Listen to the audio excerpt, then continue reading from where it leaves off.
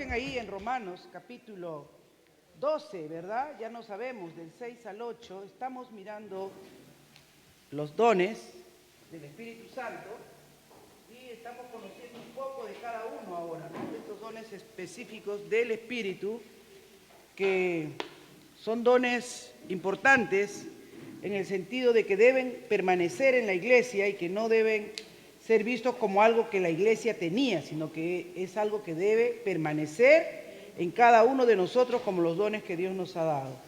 Dice la palabra del Señor ahí en el libro de Romanos, capítulo 12, del 6 al 8, por favor. De manera que teniendo diferentes dones, según la gracia que nos es dada, si el de profecía, úsese conforme a la medida de la fe, o si de servicio, en servir, o el que enseña, en la enseñanza, el que exhorta, en la exhortación, el que reparte con liberalidad, el que preside con solicitud, el que hace misericordia con alegría. Padre, estamos aquí en esta noche, queremos ir conociendo cada vez más, Señor, cómo trabaja el Espíritu, cómo obra en nuestras vidas y en nuestros corazones, Señor.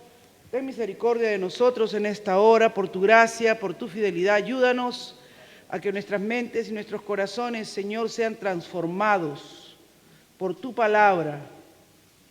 Comprenderla, Señor, tenga un impacto que cambie y transforme nuestra vida. Que en la meditación y en la reflexión podamos entender que no es el conocimiento, sino es la obediencia a la misma lo que nos llevará al cambio. En el nombre de Jesús oramos así. Amén. Tomen asiento, mis amados.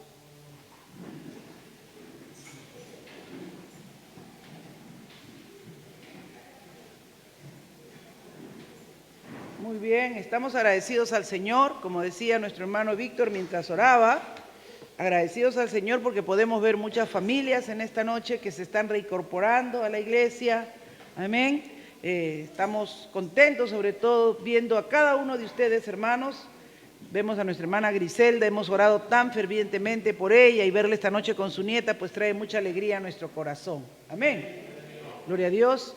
Yo ver a mi hijo con su esposa, con mi consuegra, con María, verlas aquí nuevamente, pues me da muchísimo gusto. María y yo, no sé, Dios nos protege porque no nos ha dado nada, pero a nuestros hijos les ha dado a todos. Todos han pasado, los de María y los míos han pasado, pero todos así, pero como que se repartiera por turno. Pero aquí estamos, hermanos, alabando y dando gracias a Dios, porque Él es bueno, para siempre es su misericordia. Amén. Estamos agradecidos. Yo veo a John y veo a las nenas, estábamos orando tanto por Hannah, tanto por Jiré y por John. Así es que nos alegramos. John, Karen están aquí también en esta noche. Amén, gloria al Señor. Dios es bueno, Dios es bueno, Dios es fiel. Como dice, nos hemos ido reincorporando poco a poco a medida que hemos ido pasando esta prueba. Y yo quiero que, como decía nuestro hermano Víctor, estemos orando por Isaac, ¿verdad? Él no está enfermo físicamente, pero él es el soporte, él es la columna en ese hogar que le ha tocado llevar adelante tanto a su mamá, tanto a su hermano. Salió de Manuel, ahorita está con Israel y oramos al Señor. Danielito está pasando ya sus días de malestar, él lo está pasando felizmente suave nada más, pero Israel ha tenido que ser internado, ¿verdad? Porque ha tenido algunas complicaciones de absceso de los pulmones, ¿no? Entonces vamos a pedir nosotros todos los días al Señor por Israel. Vamos a apoyar y vamos a acompañar a nuestra hermana que no está sola. Y ella está pasando por un proceso también de cataratas y glaucoma. Glaucoma no se cura, ¿no? Tenemos que curarlo. El glaucoma no hay forma, solo nuestras gotitas, controlar la presión ocular.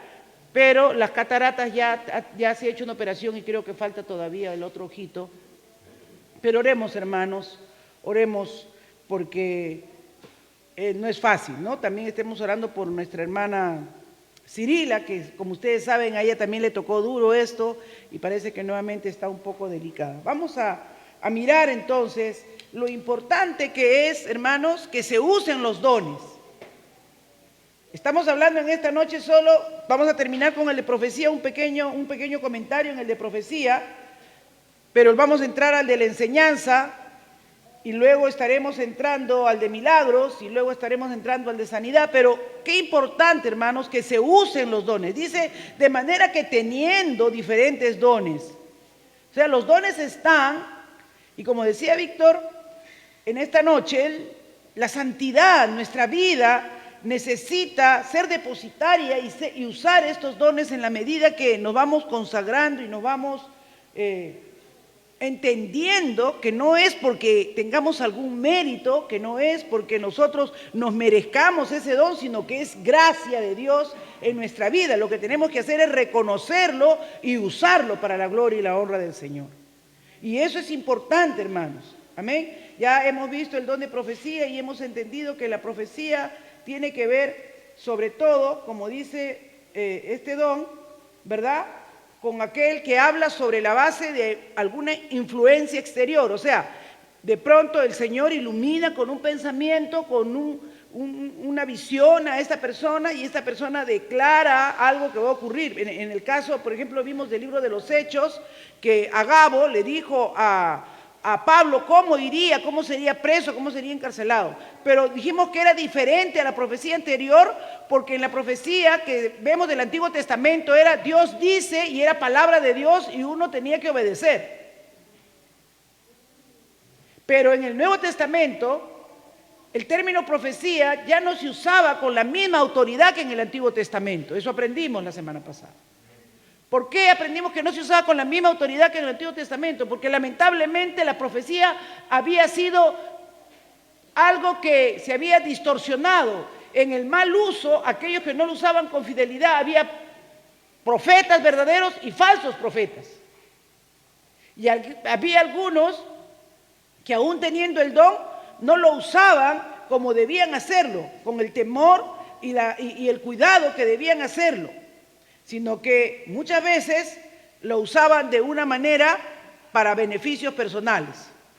Y por eso ahí vemos hasta un mago que quería comprar el don que tenía Pedro para que él también sanara, ¿no es cierto? Cuando ve que Pedro puede hacer milagros, dice, uy, ponme las manos porque yo también quiero ese don.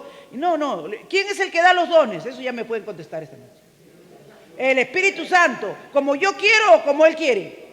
Como Él quiere, amén. Así que si tú, por la gracia y la misericordia del Señor, tienes el don de profecía, porque muchos tienen el don de profecía, Pablo dice que si todos, yo por mí que todos profeticen, ¿no? Porque a veces en nuestra mentalidad ahora nosotros vemos al que el profeta como alguien que fuera del Antiguo Testamento, como que fuera un Jeremías. No. Es más, la profecía en el Nuevo Testamento, si ustedes ven ahí claramente, yo estaba repasando un pasaje, ¿no? Cuando el Señor le dice, ¿se acuerdan que entra esa persona en Lucas 7:39? A esta mujer era que le comienza a llorar y a lavarle los pies al Señor, ¿no? Ajá, acá está. Entra a la casa de Simón, el fariseo, y de pronto viene esta mujer y le comienza a llorando y a regar con sus lágrimas, ¿no?, los pies. ¿Y qué dice inmediatamente el fariseo pensando que Jesús no era profeta? Jesús sí era profeta. Cuando vio esto el fariseo que le había convidado, dijo para sí, o sea, no lo comentó en voz alta, ¿no? No lo habló en voz alta, en sí mismo se habló, como decir en su mente. Si fuera profeta, ¿se dan cuenta? Conocería quién y qué clase de mujer es la que le toca, que es pecadora. Entonces, había una visión bastante del profeta que el que tiene el arte de visorar, de leer la mente, y no era así, ¿no? Cuando le dice toda su vida Jesús a la mujer samaritana, ¿qué le dice? Señor, creo que tú eres profeta, ¿no? Porque entonces ellos tenían la imagen de que el profeta era alguien que podía ver, que podía saber. No estaba mal, porque ¿qué significa ser profeta? Significa que puede predecir el futuro, pero en el Nuevo Testamento no solamente era predecir el futuro, sino que ya lo vimos en 1 Corintios capítulo 14, verso 3. ¿Qué cosa era mayormente el ministerio profético? A ver. El ministerio profético era el que exhortaba, era el que edificaba y era el que consolaba. Era el que podía decir de parte del Señor una palabra, ¿verdad?, que no era específicamente, literalmente, como Dios le había motivado, sino que en sus propias palabras, algo que estaba el Señor revelándole a favor de esa persona o indicándole a esa persona, ¿no? Cuando tú de pronto llega alguien a la iglesia y estás orando en el altar y te sientes impelido. Mayormente el que tiene el don profético es una persona que es muy franca, que no teme hablar con claridad ni decirle a la persona lo que está viendo o lo que está percibiendo en ese momento. Siente la influencia externa de un pensamiento o una idea que el Espíritu Santo pone y trata de hacerle entender. No sé, le dice, pero yo te aliento, te animo a que confíes en el Señor. Porque el Señor va a estar contigo. Esto no se va a agravar. No le está diciendo yo veo que esto, no. Está teniendo esa influencia espiritual y le está consolando a esta persona, dándole la seguridad que Dios va a obrar. Por eso decía Pablo, ¿no?, que profeticen en orden, decía, ¿no? En orden, decía. Y también ahí en Lucas 22, otro ejemplo, y vamos a pasar al otro don, pero quiero que quede claro, hermanos, para que no nos jactemos, ¿no? Si de pronto tenemos palabra de exhortación o de consolación, como que, ya somos lo máximo, sino es un don que Dios ha dado para que justamente cumpla esa función de edificar, de ayudar, de alentar, de exhortar, ¿no? De exhortar también. Entonces, miremos esto.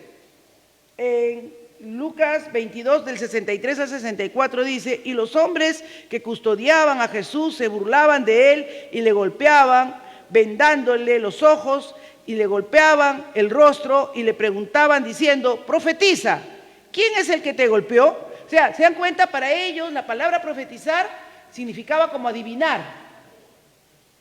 Si eres profeta, tú no necesitas que ver con tus ojos, tú puedes adivinar quién es el que te está golpeando, ¿no? Entonces, es por eso que Jesús, como dijimos la clase pasada también, no llamó a sus apóstoles profetas, porque el ministerio profético posiblemente estaba muy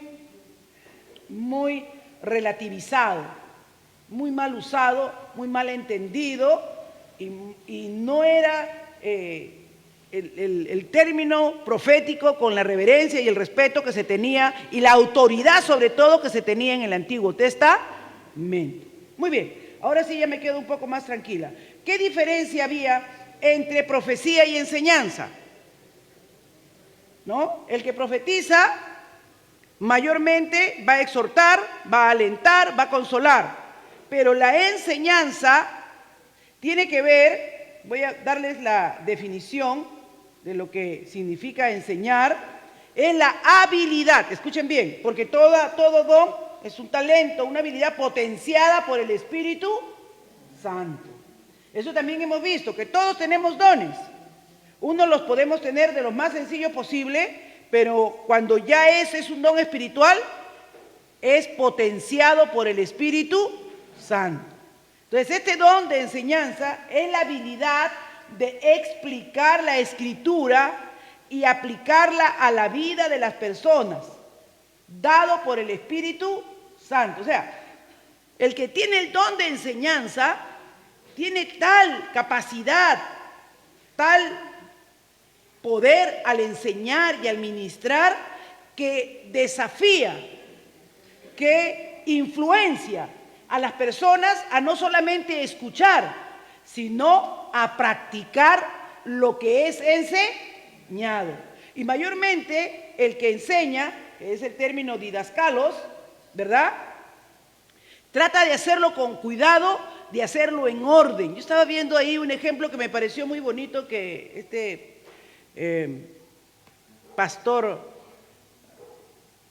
ahorita no me acuerdo bien su nombre, pero lo explicaba bien bonito con Lucas. Pablo podríamos decir, pero ese ya es muy clásico, ¿no? Pero él dice, Lucas no solamente era maestro, aparte que era médico de profesión, pero tenía el don de la enseñanza. Cuando ustedes comienzan, el que dicen que el que tiene el don de la enseñanza es tan cuidadoso en buscar la verdad que inmediatamente trata de sistematizarlo. Quiere las respuestas y los porqués y los cómo para poder dar razón de lo que enseña y de lo que explica. No puede enseñar disparatadamente, mayormente es sistemático. ¿Qué quiere decir sistemático? Que tiene un orden. Siempre trata de lo que va primero y lo que va después. Porque hay muchos maestros en lo secular, ¿no? Hay la carrera de educación y aprendes habilidades, aprendes destrezas, aprendes cosas motivacionales que puedes hacer. Pero el que tiene el don de la enseñanza, me gustó estas características que me parecen bien, que no se satisface con su enseñanza hasta que trabaja constantemente para que su enseñanza lleve a la transformación, lleve al cambio. Trata de que la persona pueda comprender y entender hasta que, si ya no cambia, definitivamente es porque tiene la dureza del corazón y es contumaz. Pero no porque no haya entendido lo que se le ha enseñado. Amén. Porque a veces se puede tener el corazón duro como Faraón, ¿no? Y ya el maestro le ha hecho entender, ya comprendió. Por esa razón, me gustó esta definición también, que la proclamación, la enseñanza, sin transformación, es solo información. Entonces tenemos muchos maestros que solo informan. Es mayormente en lo secular y en lo natural, solo informan. Pero el maestro que tiene el don, su enseñanza va más allá. Tiene el propósito de impactar, de transformar, de cambiar esa vida. Por eso miren que el don de enseñanza, según lo que dice la palabra del Señor, Colosenses 1:28, por favor.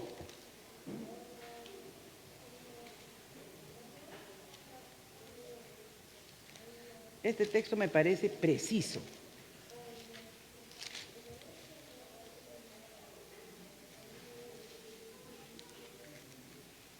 Colosenses 1, verso 28. A quien anunciamos amonestando a todo hombre y enseñando a todo hombre en toda sabiduría a fin. ¿Se dan cuenta? El propósito, Pablo dice, no tiene sentido todo lo que pueda enseñar, no tiene sentido todo lo que yo les pueda predicar, así sea todo el día, no. Tiene un propósito, tiene un fin. ¿Cuál era el fin? De presentar perfecto en Cristo, a fin de presentar perfecto en Cristo Jesús a todo hombre. A todo hombre. No quería solamente un hombre informado, quería un hombre transformado, un hombre que cada día se parezca más. O sea, ¿cuál es el propósito final de que tengamos el don de la enseñanza? Que insistamos, que perseveremos, que busquemos que el don de la enseñanza se desarrolle en la iglesia. ¿Por qué se vuelve, al final de cuentas, uno de los propósitos más fundamentales, mayor que la profecía? Porque la profecía no transforma a nadie.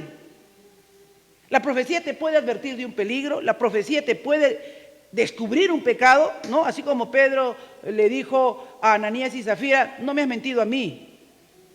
Lo descubre, ¿no es cierto? Tú has mentido al Espíritu Santo. Y vas a tener consecuencias. Y después viene la esposa y la esposa le dice, ¿cuánto vendiste la heredad? En tanto, ¿por qué convinieron en mentir los dos? ¿Ves esos que están ahí? Esos acaban de enterrar a tu esposo y ahora te van a llevar a ti. Era profético porque todavía no se había muerto, se lo estaba diciendo a la viva que iba a morir dentro de poco. Era una palabra de exhortación para confrontar, y ojalá que Ananías y Zafira, en lo que caía muerta, se haya arrepentido de lo que hizo y el cuerpo haya muerto, pero el alma se haya salvado. Amén.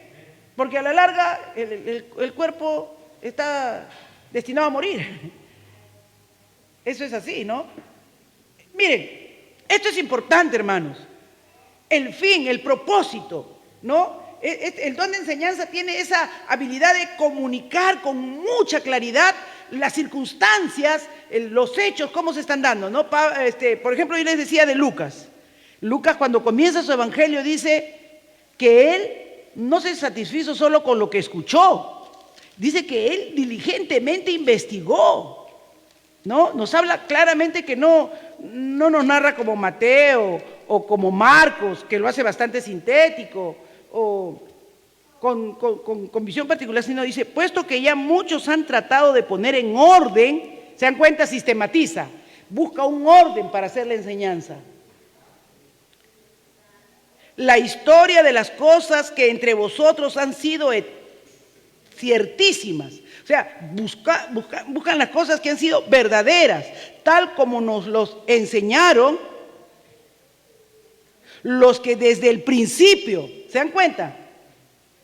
Miren esa preocupación, esa diligencia. Quiere enseñar de manera que sea minucioso. Para Pablo también la enseñanza de la palabra del Señor tenía que ser la base fundamental. ¿Qué le dijo?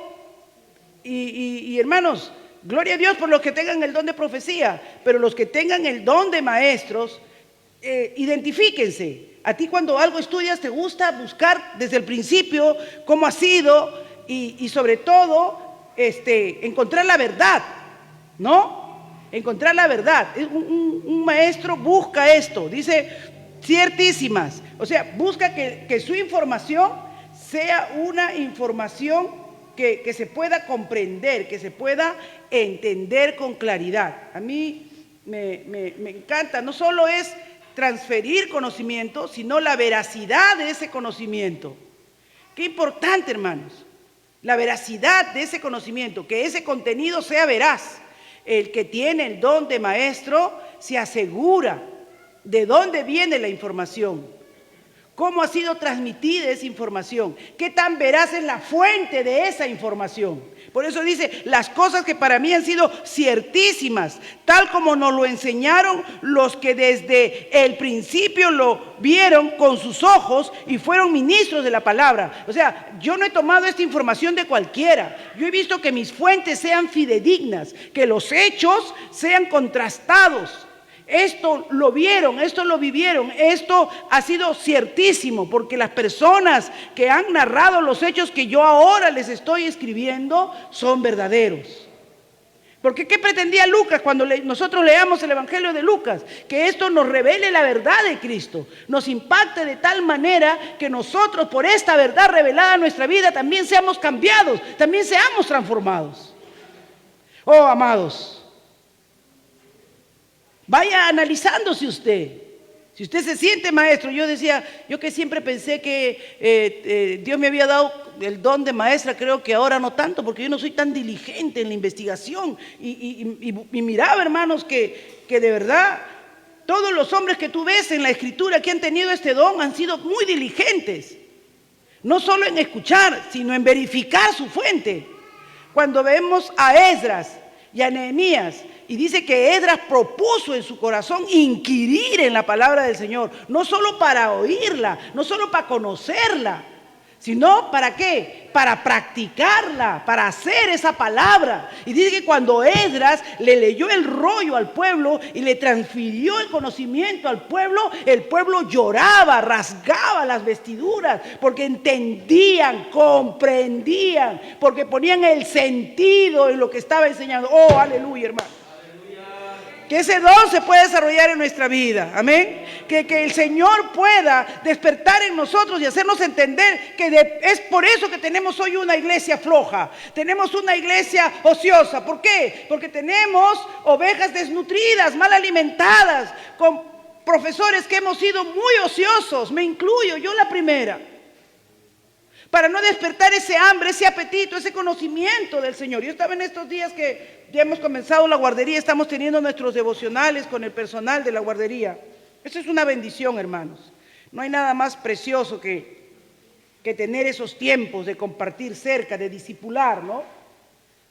Y veía que, he estado estudiando el libro del hermano Piper, que todos los maestros lo han estudiado, ¿no? Lo que Dios exige del mundo. Creo que ese es el libro que han estudiado, no sé.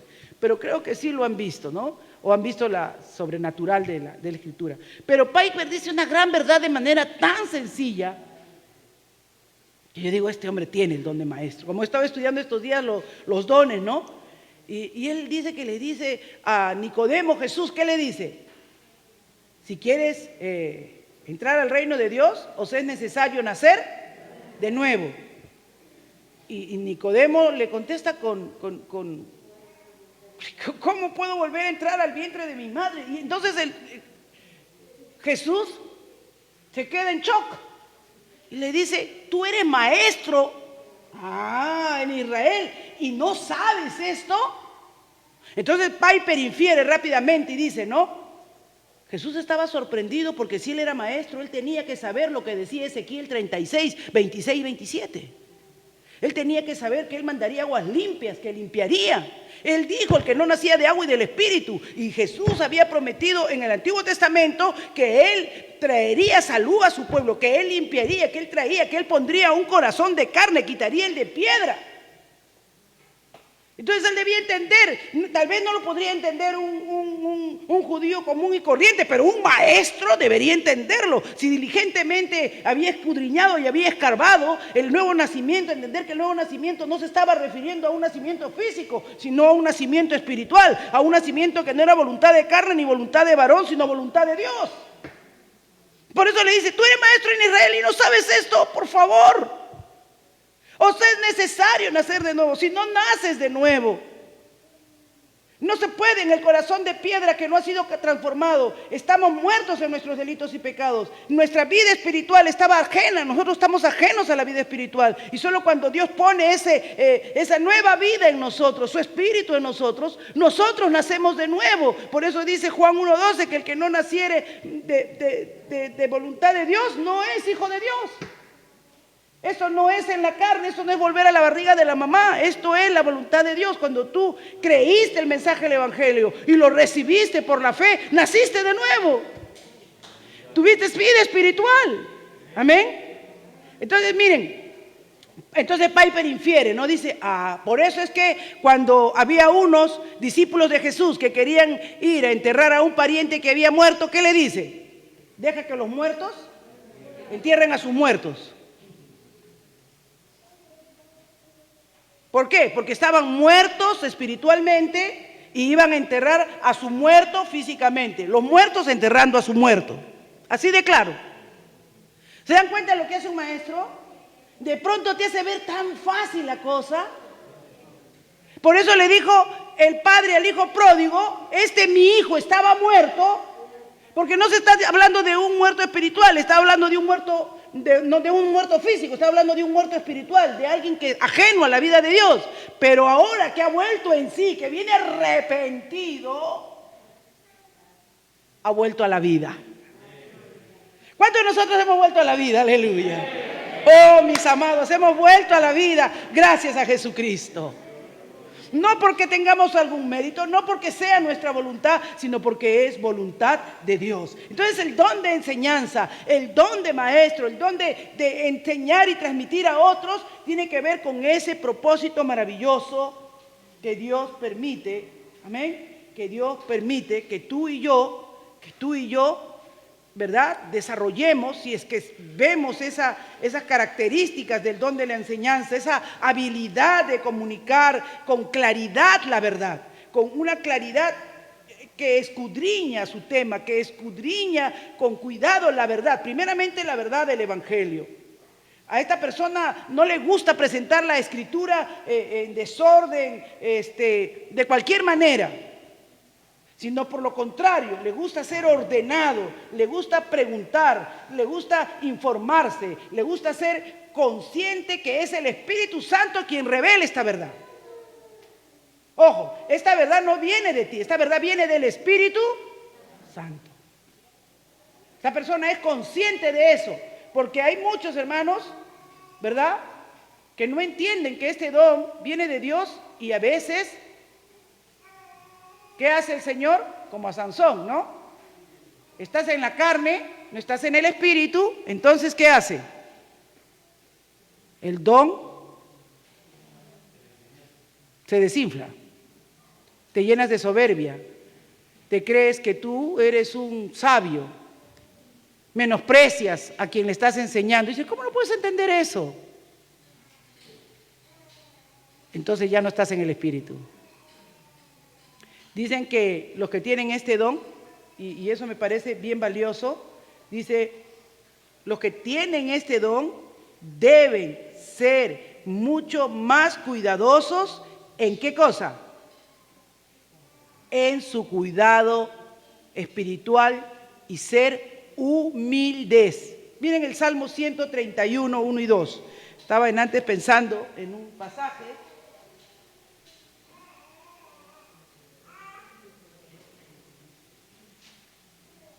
que me ayudara a entender mejor esto. El Salmo 131. Dice, Jehová, no se ha envanecido mi corazón, ni mis ojos se enaltecieron, ni anduve en grandezas, ni en cosas demasiado sublimes para mí. En verdad que me he comportado y he acallado mi alma como un niño destetado de su madre. Como un niño destetado está mi alma. Entonces debe haber ese asombro cada vez que Dios nos revela una verdad, cada vez que Dios nos enseña su palabra, cada vez que Él nos abre el libro y nos hace comprender algo, ¿verdad? Nos hace descubrir algo, decir, Señor, qué grande eres. Oh Espíritu Santo, qué maravilloso eres por revelarme esta verdad, por mostrarme, por guiarme a comprender estos estatutos. Necesitamos mayor humildad. Tanto el que tenga el don de profecía como el que tenga el don, es necesario que tú reconozcas que esa habilidad y ese don viene de Dios, que Él te lo dio no porque te lo merecieras, por pura gracia. Por pura gracia el Señor ha dado eso. ¿Por qué? Porque en Efesios dice claramente, vayamos a Efesios, capítulo 4, si no me equivoco. Estoy tratando de que mi memoria todavía funcione, pues hermanos, porque ya estoy viejita. Efesios 4:11 dice, y Él mismo constituyó a unos apóstoles, a otros profetas, a otros evangelistas, a otros pastores y maestros. ¿A fin de qué cosa? Perfeccionar a los santos para la obra del ministerio, para la edificación del cuerpo de Cristo. Entonces, yo no puedo quedarme sin buscar el don que Dios me ha dado.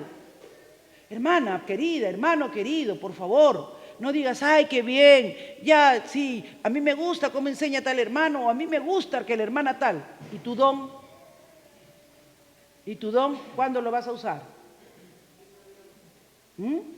¿Cuándo vas a usar tu don? ¿Acaso todos son profetas? ¿Acaso todos son maestros? ¿Acaso no necesitamos don de sanidad, hermanos?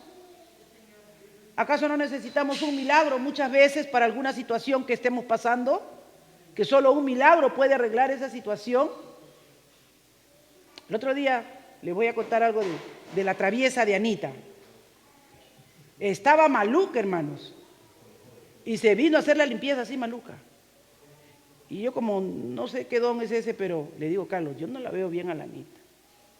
Se vino y creo que acá, igual ella se puso a limpiar y Carlos oró por ella, hermano. Me dice, he orado y siento que, hermano, yo siento que ahí Dios hizo un milagro. Porque esta doña estaba con fiebre. Y se puso a hacer todo, a trapear, a limpiar toda la iglesia. Podía haber terminado en una emergencia, hermanos. Pero ahí mismo, ya un día vas a dar tu testimonio aquí, Anita, que el Señor la hizo transpirar, la hizo sudar y ella se sintió como más liberada, hermanos. Pero no vuelvas a hacer eso. Hermanos, a veces Dios tiene que hacer un milagro. Y necesitamos ese don también. Necesitamos ese don evangelístico. Víctor está yendo a compartir a un grupo de una iglesia, o de un grupo, ¿no? de retiro, y ahí está cumpliendo ese rol. Porque él se nota claramente ese don que Dios le ha dado ahí. Y lo está desarrollando, lo ha tenido dormido ahí, bajo un sudario, pero ya lo está desenterrando ahora. Hermano, tienes que desenterrar tu don. Amén. El que Dios te haya dado. Dios es bueno y maravilloso. Dice, el propósito del don es de enseñar a la iglesia para que llegue, ¿qué cosa? A la madurez, hermanos. Si estamos inmaduros es porque los dones no se están desarrollando como se deben desarrollar. Es porque no estamos enseñando como tenemos que enseñar y no estamos viviendo como tenemos que vivir. A veces, hermanos, de verdad, ustedes dirán, ay, qué floja la hermana Charo, pone al hermano Steven para que enseñe, pone al hermano Mauricio para que enseñe, ay, pone a la hermana Martita para que enseñe. Hermanos, es mi deber formar discípulos. Yo tengo 63 años, ya pinto canas. Si esa generación de relevo no se forma, ¿quién me va a reemplazar acá? No, hermanos. A veces, cuando a usted Dios le da una oportunidad de un cargo, de una función, no diga no. Diga, Señor, ¿me estás hablando a mí?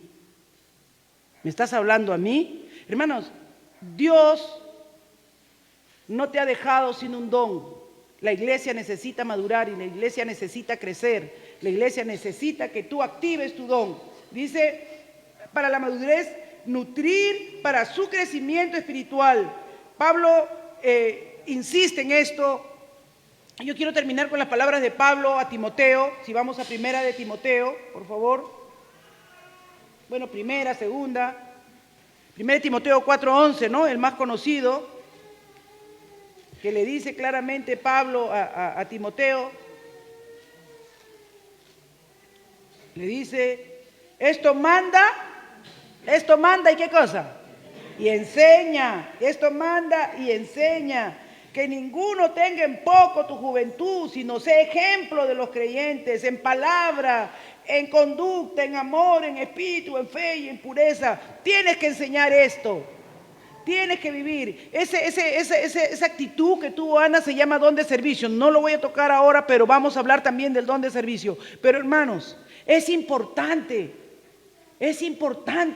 que la iglesia comience a edificarse. Por eso les digo que el don de enseñanza supera al de profecía. Pablo no le dijo, te exhorto a que profetices en la iglesia. No. ¿Qué le dijo a Timoteo? Que enseñes.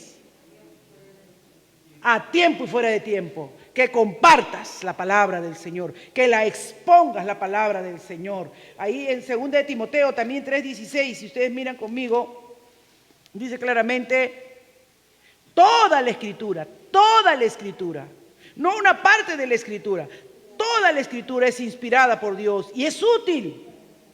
Úsese esta palabra, hermanos, de manera útil. ¿Para qué? Para enseñar en primer lugar. Úsala primeramente para enseñar, para redarguir, para corregir, para instruir en justicia, a fin de que el hombre de Dios sea perfecto, enteramente preparado para toda buena obra. Si no estamos actuando como debemos actuar, si no estamos obrando como debemos obrar, es porque no estamos enseñando como debemos enseñar. Es porque no estamos activando en las funciones que tenemos que funcionar. Que Dios nos ayude a ustedes y a mí. No huyas ni evadas tu responsabilidad. Dios nos está dando, después de haber pasado este COVID, una segunda oportunidad. Hermanos, yo creo que estamos como el presidente Castillo. Vamos a presentar un cuarto gabinete y a ver si funciona, hermanos. Dios nos está hablando. Si esta la perdemos, ya no sé qué nos va a salvar, pero no puedes inutilizar tu don. Tienes que usarlo para la gloria y la honra del Señor. Tienes que dejarte usar. Puerta que Dios te abra, puerta que tú entres. En tu nombre, Señor, y en tu palabra. Ahí, úsame, Señor. Úsame o moriré. Úsame, Señor. Yo no quiero ser un muerto enterrando a otro muerto, sino quiero ser levantando muertos en el nombre de Jesús. Llevando vida a los que están muertos en sus delitos y pecados. Para la gloria y la honra de tu nombre. Padre, te damos gracias en esta hora. Tú eres bueno, poderoso, misericordioso. Venimos a ti, Señor, reconociendo que hemos descuidado tu presencia, nuestros dones, nuestros talentos, que hemos sido mediocres, Señor, perdón. Solo podemos pedirte perdón y que las oportunidades que tú muchas veces nos han dado las hemos descuidado, las hemos menospreciado, hemos dicho que tenemos algo más importante que hacer o algo más importante. Pero Señor, tú nos estás hablando en esta noche, tú nos estás pidiendo que tomemos esta nueva oportunidad, que tú nos estás pidiendo, Señor, que veamos puertas abiertas para comenzar de nuevo, para empezar de nuevo. ¡Oh, aleluya! Hay puertas abiertas para ti, aleluya. Hay puertas abiertas para comenzar de nuevo, para empezar de nuevo. Dios es un Dios de oportunidad, aleluya. Puedo oír la voz del Señor. ¿Quién irá? ¿Quién irá? ¿Quién irá? Aleluya. Que tú puedas decirle: oh, mi Dios, heme aquí, envíame a mí. Gemichelach. ¿A quién enviaré? ¿A quién enviaré? Oh Señor, envíame a mí, úsame o moriré. Tuyo soy, solo tuyo soy. Oh Señor, envíame a mí, úsame o moriré. Tuyo soy, solo tuyo soy. Gracias, Jesús. Gracias por hablarnos, gracias por alentarnos. Gracias, Señor, por llamarnos a tu rebaño, a tu servicio, a tu grey. En el nombre de Jesús. Amén.